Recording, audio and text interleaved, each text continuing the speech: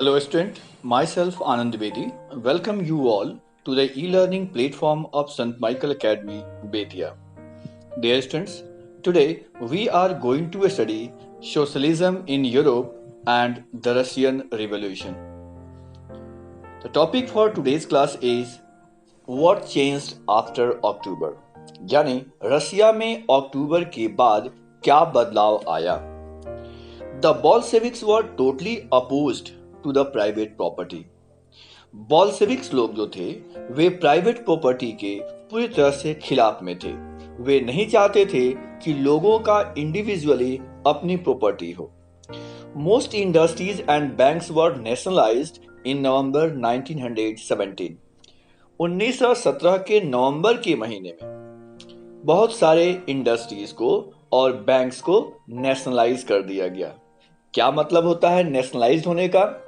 तो नेशनलाइज होने का मतलब है the government took over ownership and management. यानी गवर्नमेंट अब इंडस्ट्रीज और बैंक की मालिक हो गई और इसका मैनेजमेंट भी गवर्नमेंट के हाथ में चला गया. Land war declared social property. यानी जमीनों को अब सामाजिक संपत्ति बना दी गई.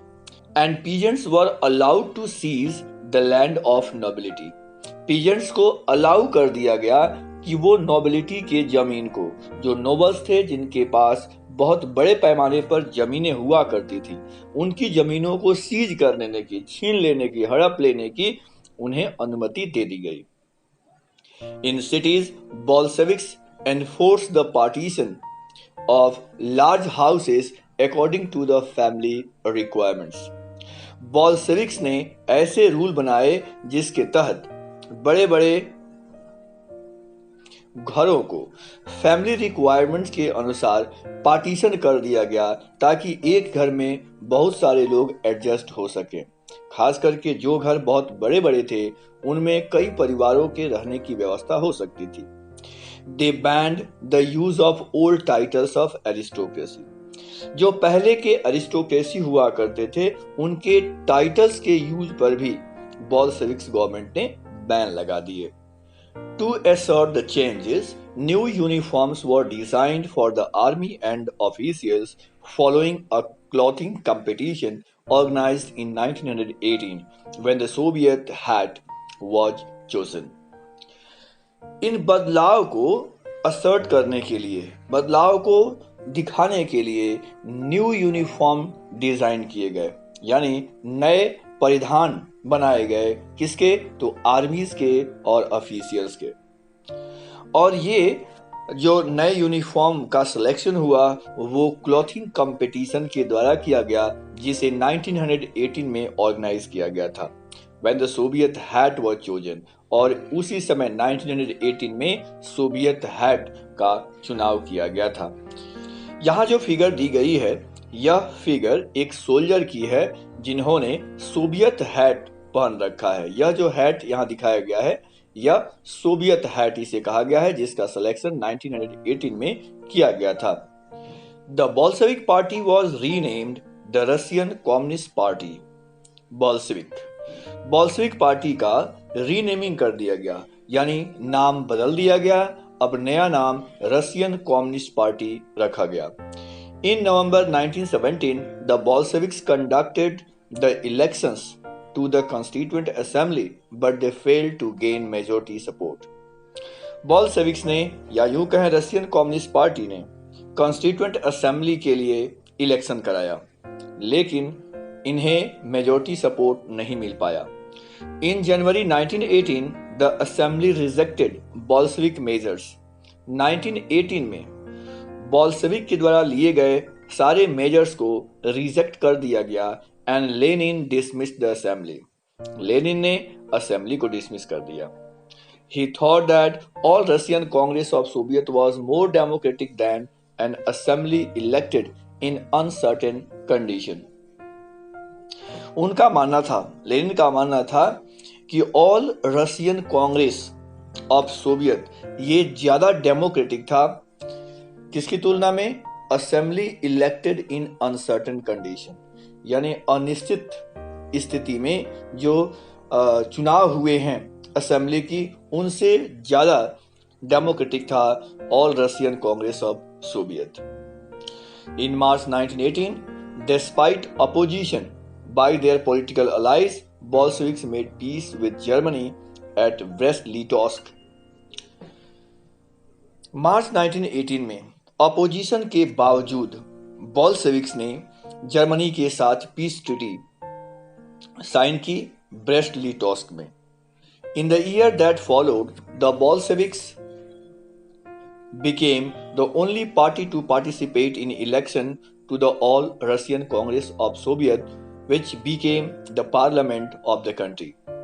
आने वाले वर्षों में केवल बोल्शेविक ही एक ऐसी पार्टी रह गई जो all Russian congress of Soviet के इलेक्शन में चुनाव लड़ सकती थी। केवल वही एक पार्टी रह गई, इसलिए देश का पार्लियामेंट भी वही पार्टी बन गई।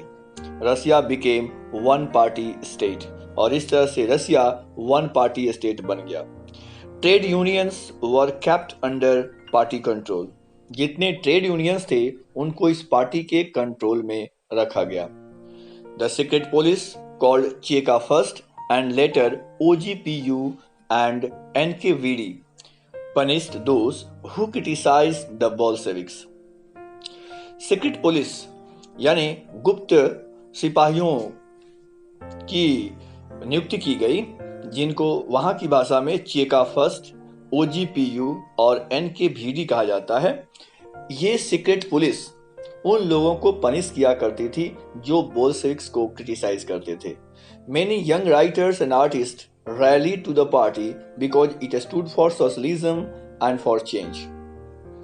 बहुत सारे राइटर्स और आर्टिस्ट इन लोगों ने रैली की थी इन पार्टियों में, क्योंकि यह सोशलिज्म और बदलाव के लिए आया था।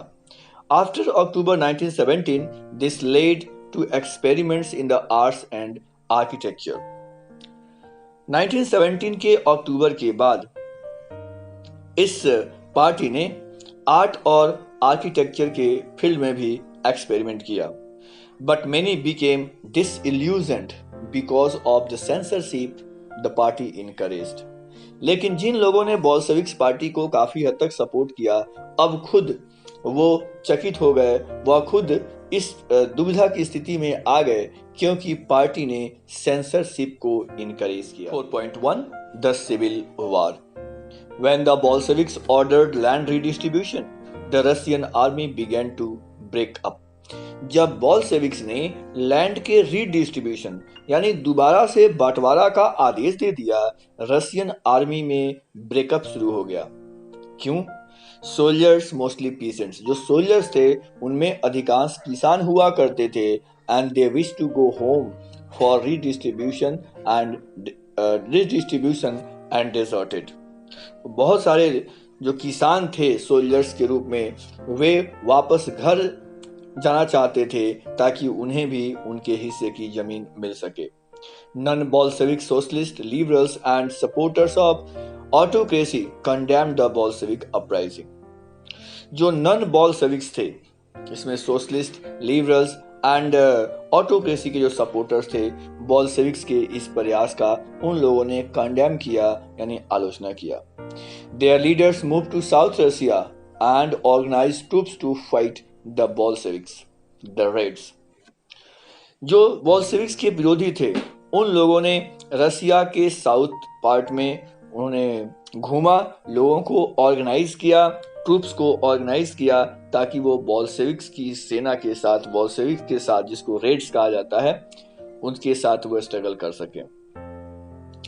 During 1918 and 1919, the Greens socialist revolutionaries को ग्रीन्स कहा गया, एंड व्हाइट्स प्रो जारिस्ट, जो प्रो जारिस्ट थे, जो जार के सपोर्टर्स हुआ करते थे, उनको व्हाइट कहा गया। They all controlled most of the Russian empire.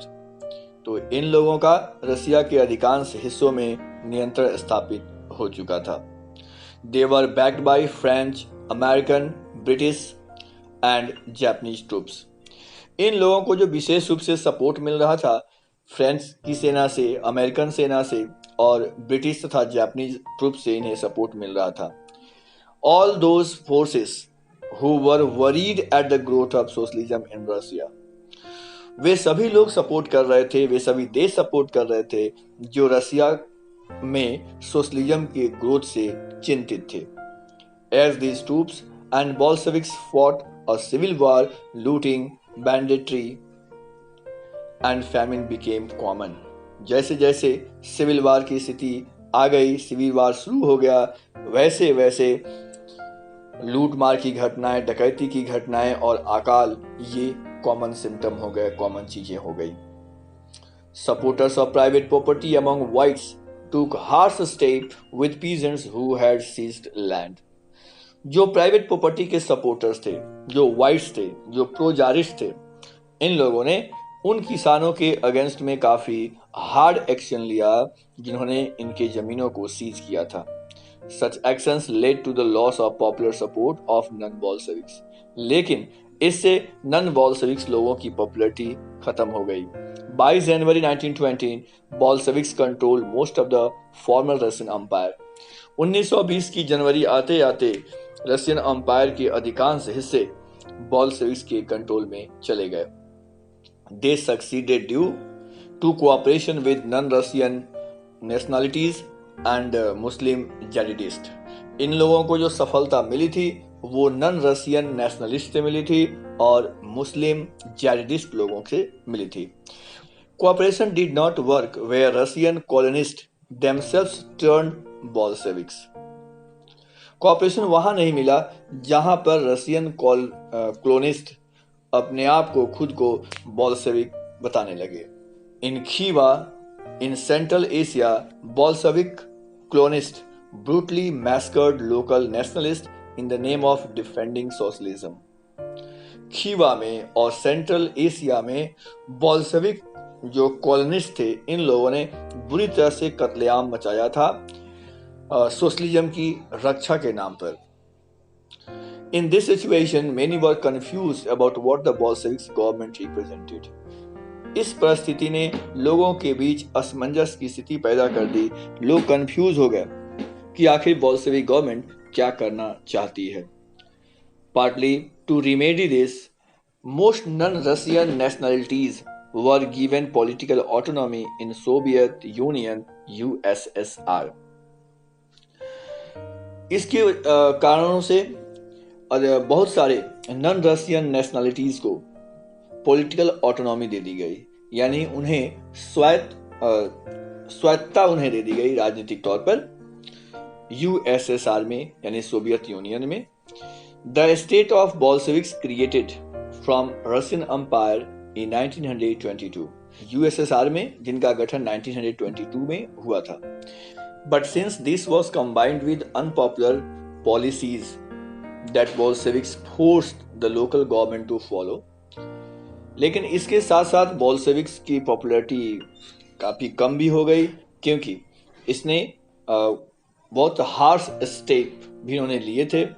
Harsh discouragement of नोमैडिज्म को इन्होंने सपोर्ट किया था and attempts to win over different nationalities were only partly successful. और इनका जो लक्ष्य था विभिन्न समुदाय के लोगों को अपने साथ लाना, उन्हें जीतना, इसमें ये आंशिक रूप से ही सफल हो पाए.